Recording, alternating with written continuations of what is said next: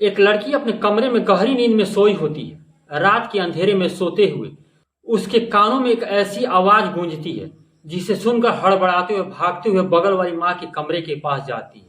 तो वह आवाज माँ के कमरे से आ रही होती है।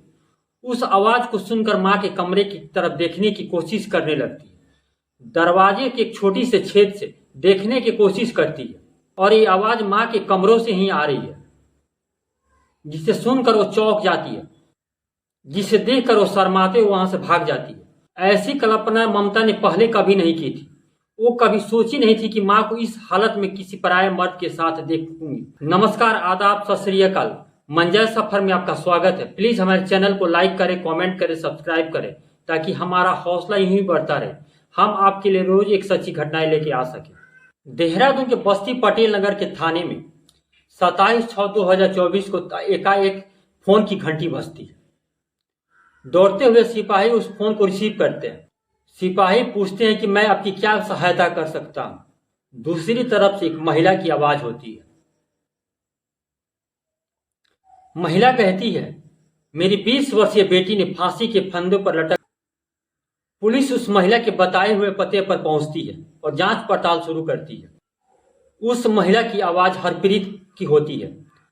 हरप्रीत ने ही फोन कर पुलिस को बुलाया होता है और पुलिस को बताया होता है कि मेरी 20 वर्षीय बेटी ममता ने। पुलिस जब घटना स्थल पर पहुंचती है तो देखती है कि एक 20 वर्षीय लड़की की लाश जमीन पर पड़ी हुई है, जो फांसी के फंदे पर लटकी हुई थी। पुलिस जांच पड़ताल के बाद उस लाश को पोस्टमार्टम के लिए भेज देती है। पुलिस जांच कर ही रही होती है कि उसे एक बात खटकती है। एक अकेली औरत एक 20 वर्षीय लड़की को फांसी के फंदे से उतारकर अकेले जमीन पर कैसे रख सकती है। पुलिस को यह बात हजम नहीं होती। पुलिस इसकी जांच में जुट जाती है। पुलिस ये पता करने की कोशिश करने लगती है। हरप्रीत का पति सुखविंदर अपना खुद का डेयरी फार्म चलाता है। सुबह 4 बजे घर से निकलकर दूध की सप्लाई में लग जाता है और रोज का उसका वही काम होता है, सुबह 4 बजे घर से निकलना और दूध का सप्लाई करना। सुखविंदर के गैर मौजूदगी में उसका पड़ोसी नितिन अक्सर उसके घर आया जाया करता है। नितिन, उसका पड़ोसी, अक्सर सुखविंदर के घर से चले जाने का इंतजार करते रहता। सुखविंदर के घर से चले जाने पर अक्सर उसके घर आता जाता। हरप्रीत उससे हंस हंस कर बातें करती। माँ से ममता कहती, ये रोज सुबह पापा के चले जाने पर ये अंकल क्या करने घर आते हैं। नितिन को जब मन करता सुखविंदर के गैर मौजूदगी में हरप्रीत से मिलने आ जाता, उससे बातें करता। घंटों बैठकर बातें करते। हरप्रीत उससे हंस हंस के बातें करती। उसे देखकर हरप्रीत इतना खुश होती जैसे उसे सारी संसार की खुशियां मिल गई। नितिन के आने पर उसके चेहरे खिल जाते। काम करके थका हारा सुखविंदर जब घर आता तो उसकी पत्नी उसे सीधे मुंह बात नहीं करती। उसको ऐसा लगता जैसे सुखविंदर का घर आना उसे अच्छा नहीं लगता। उससे एक गिलास पानी के लिए भी नहीं पूछती। किसी न किसी बहाने से उसे अक्सर झगड़ा करने का मौका नहीं छोड़ती थी। ममता पापा के लिए दौड़कर पानी लाती, लस्सी लाती और पापा से बहुत प्यार करती थी। पापा दुलार से कहते, तुम मेरी बेटी नहीं बेटा हो। स्नेह भरी नजरों से देखते और खाना पीना खाकर खुद कुछ देर आराम कर घर से लौट जाते।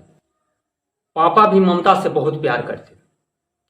उससे कहते, तुम मेरी बेटी नहीं, तुम मेरा बेटा हो, तुम मेरा गुरूर हो। स्नेह भरी नजरों से देखते और खाना पीना खाकर घर से फिर काम के लिए बाहर निकल जाते। ममता एक समझदार और सुलझी हुई लड़की थी। वो इतनी भी नादान नहीं थी कि माँ की हरकतों के बारे में उसे पता नहीं था।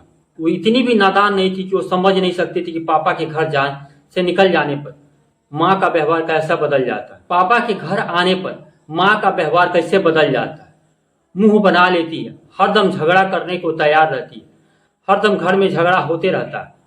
मगर वही जब नितिन अंकल घर में आते हैं तो माँ का व्यवहार बिल्कुल ही बदल जाता है। जैसे लगता है कि माँ मुरझाई हुई फूल और नितिन अंकल के आते ही वो खिल जाती है। माँ का तो हाव भाव ही बदल जाता है। पापा के लिए गिलास पानी देना उचित नहीं समझती। वो दौड़ दौड़ कर नोते के लिए छाछ और लस्सी लाती। चाय के लिए पूछती, कहती कि खाने में क्या खाओगे, अभी बना देती हूँ। ममता के सामने हरप्रीत नितिन से कहती, खाना खा के ही जाना। ममता को अपनी माँ पे शक होने लगता है। देखती है कि नितिन से माँ घंटों बातें करती, हंस हंस के मजाक करती। नितिन कभी माँ के शरीर पर हाथ रख भी देता तो माँ इसका विरोध नहीं करती। कभी माँ अपने कमरे में लेटकर नितिन अंकल से बातें करती। ममता चुपचाप सब देखा करती। एक दिन तो हद ही हो जाती है। ममता दोनों को देखती है आपत्तिजनक स्थिति में, पकड़ लेती है और ममता के लिए बर्दाश्त करना काफी कठिन लगता है। ममता ने मां से कहा, तुम घर पर एक पराये मर्द के साथ रंगरलिया मना रही हो, तुम्हें शर्म नहीं आ रही? तुम्हारे घर में एक जवान बेटी भी है। उसके सामने ही नितिन को भला बुरा कहने लगती है, घर से भगा देती है। मां से कहती है, पापा के घर आने दो, पापा से आज सारी बातें बता दूंगी। ये बातें सुनकर हरप्रीत डर जाती है। अपनी बेटी से कहती है, आज के बाद ऐसा नहीं होगा, पापा से नहीं बताना। ममता सोचती है मां अब संभल जाएगी, पर ऐसा नहीं होता।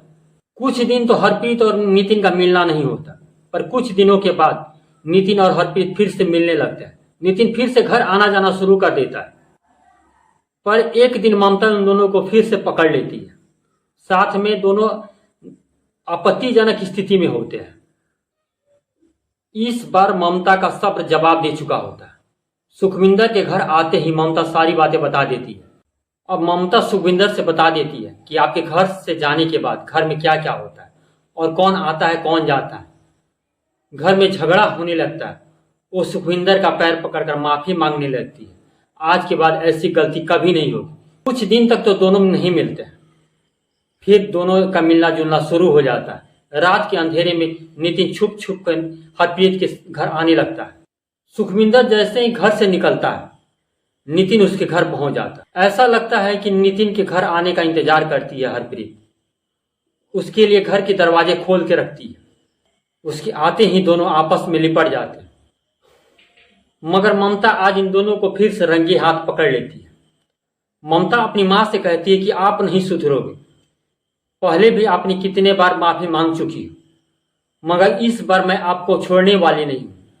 सारे गांव समाज और पापा के सामने मैं आप दोनों की पोल खोलूंगी। हरप्रीत ममता को बहुत समझाने की कोशिश करती है। उससे कहती है कि आज के बाद फिर कभी ऐसी गलती नहीं होगी, तुम मुझे माफ कर दो, ये लास्ट चांस है। मगर ये बात ममता मानने को तैयार नहीं होती है कि हरप्रीत सुधर जाएगी।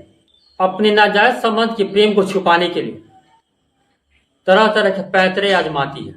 कभी ममता से गिड़गिड़ाती है, कभी उससे क्षमा कर देने की विनती करती है, खुद को माफ कर देने की विनती करती है। उससे कहती है कि आज के बाद फिर ऐसी गलती कभी नहीं करूंगी। मगर आज ममता इन बातों को सुनने को तैयार नहीं होती। उसे तो आज दोनों का फांडा फोड़ना है। जब हरप्रीत समझ लेती है कि आज ममता मानेगी नहीं, आज ये सारी बातें बता के रहेगी, तो हरप्रीत नितिन से कहती है, क्यों ना हम इस राज को हमेशा के लिए ही दफन कर दें। ये नाराज रहेगा ना, हमारी पोल खुलेगी। ममता खुद को उन लोगों से छुड़ाने की कोशिश करती है, पर ये उसकी नाकाम कोशिश होती है। वो दोनों पकड़कर उसकी गला दबा देते हैं, गला दबाकर उसकी हत्या कर देते हैं और हत्या कर लाश को इस शक्ल में देने की कोशिश करते हैं जैसे लगे कि आत्महत्या की है। पुलिस जांच कर रही होती है। पुलिस को पोस्टमार्टम में साफ पता चलता है कि ममता ने आत्महत्या नहीं, ममता की गला दबाकर हत्या की गई है। पुलिस हरप्रीत से कड़ाई से सख्ती से पेश आती है तो अपनी सारी राजें खोल देती है। पुलिस को बताती है कि मैंने और नितिन